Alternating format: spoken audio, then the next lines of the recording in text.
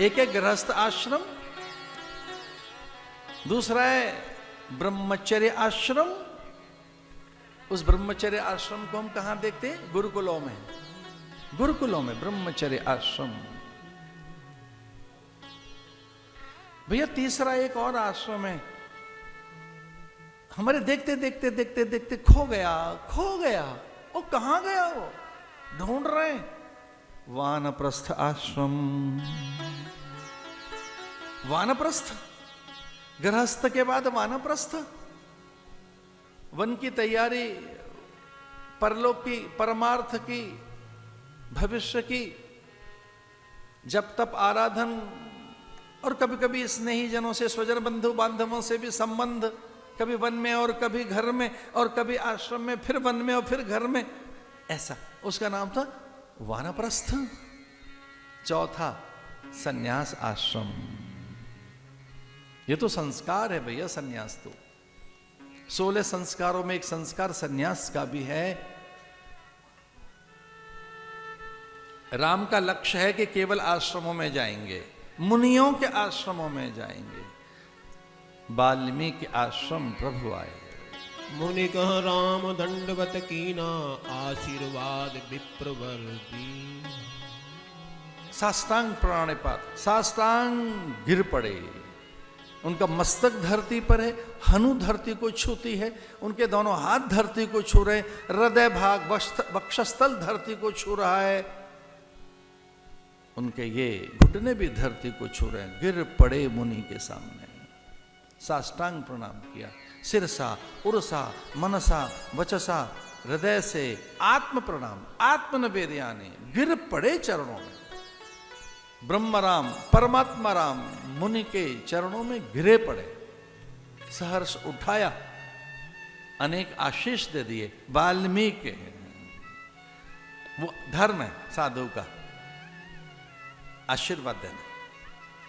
अनायास हाथ उठ गए, हाथ जोड़कर बैठ गए राम, विनय मुद्रा में, विनीत मुद्रा में, आदेश की मुद्रा में। जिस दिन यह पता लग गया आपके गुरु को कि आप आदेश की मुद्रा में बैठे हैं, विनय की मुद्रा में, आप आदेश चाहते हैं, तो निसंदेह कोई आज्ञा मिल जाएगी।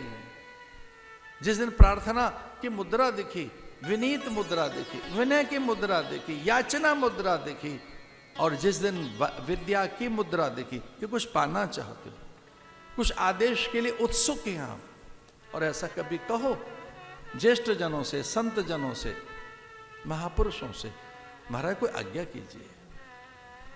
कभी आज्ञा मांगो उनसे।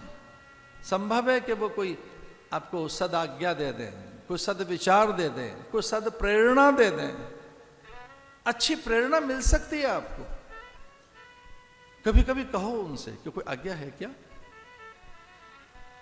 और वो हाथ जोड़कर बैठ गए। विनय का भाव, विनय से ही महापुरुषों को आकर्षित किया जा सकता है। देवताओं को विनय प्रेमवश भई भवानी, और विनय बिना विद्या के नहीं आती। और भगवान राम विद्या वारधि हैं, विद्या संपन्न है। कौन सी विद्या ऐसी नहीं है जो उनके पास नहीं, वो स्वयं ब्रह्म हैं, उनसे ही विद्याएं सारी।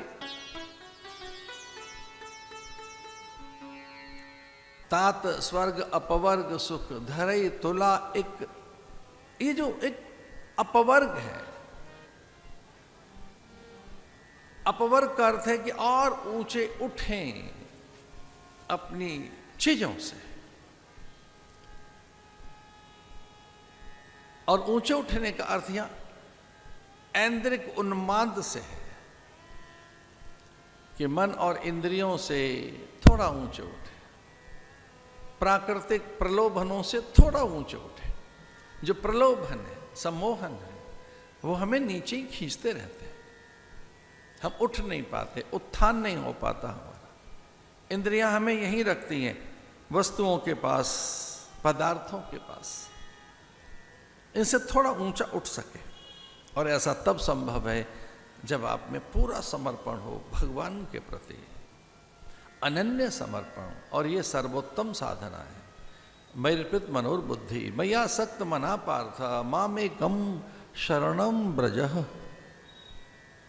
शरणागति सबसे अद्भुत है, इससे बड़ा और कोई साधन नहीं है। शरणागति, ये निराभिमानिता के लिए भी साधन है।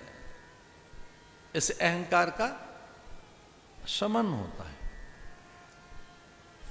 और अहंकार हमारे अलौकिक पारलौकिक उत्कर्ष में बड़ी बाधा है। अभिमान बड़ा शत्रु है, उसमें भी कर्तापन का अभिमान कि बड़े कार्य हमारे द्वारा हो रहे हैं, शुभ कार्य हो रहे हैं, यज्ञ आदि सत्संग आदि जैसे उपक्रम, दान, बड़ा परमार्थ, सेवा के अनेक प्रकल्प, इनमें भी जो एक अहंकार है ये, और तप का भी जो बड़ा अहंकार है, ये बड़ी बाधा है। जब केवल कोरा शरीर तपता है, मन बुद्धि इंद्रियां नहीं तपती, तब अहंकार आता है। इसे शरीर के साथ साथ मन भी तपे, बुद्धि भी आपकी नियंत्रित हो, व्यवस्थित हो, आप उस पर अंकुश रख सकें, आपके अधीन रहे आपकी अंतरंग व्यवस्थाएं। जैसे बाहर के शरीर के लिए आप चिंतित हैं कि शरीर सुंदर रहे, सही दिखे, वैसा ही सूक्ष्म शरीर के लिए, वैसा ही कारण शरीर के लिए आप सजग दिखें, संवेदनशील दिखें, गंभीर दिखें, आप में आत्म जागरण की तत्परता दिखे, सत्य को समझने की एक व्याकुलता, एक बड़ी प्यास कभी आप में पैदा हो।